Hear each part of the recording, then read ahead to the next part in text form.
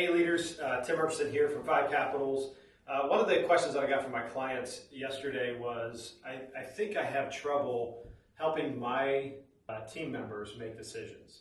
And so one of the things I asked them was, hey, what kind of questions are you asking them? When you go in, and how do you ask those questions? Because they'll be able to make better choices or easier choices if you can ask the question the right way.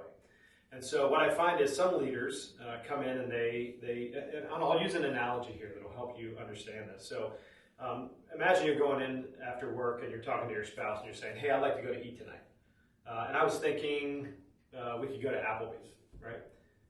That's not really a question. That's kind of saying, hey, we're going to go to dinner, we're going to Applebee's. And what it does is it confines the receiver of that into a place where they go, okay, there's really not a choice or a question. We're going to eat it at Applebee's, right? And leaders do this all the time. We walk in and we go, hey, what do you think we should do in this situation? I think we should do this. And that's kind of how we ask the question. Not always great because it confines. It doesn't let them be part of the process.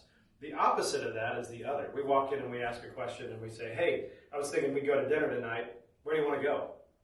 There's no direction. There's no choices. It's really just, hey, sky's the limit, carte blanche, do whatever you want to do. And what that does is that leaves a lot of people like they're shopping in the toothpaste aisle, right? You ever been shopping in the toothpaste aisle where you're like there's cavity control and tartar and scope and whitening and everything, and you're just overwhelmed, so you just buy the basic cavity control or whatever it is. That's what we do to people when we walk in and just leave it as a blank slate, because some people, depending on their Enneagram type, will have a hard time coming up with a decision when the choices are too broad. And so what I would usually recommend to leaders is to walk in and give 3 choices. Just say, hey, I thought we'd go to eat. This is, again, going back to the spouse analogy. I thought we'd go to eat tonight. I was thinking Applebee's or maybe the Thai place, or I was thinking the Mexican restaurant down the street. What do you think?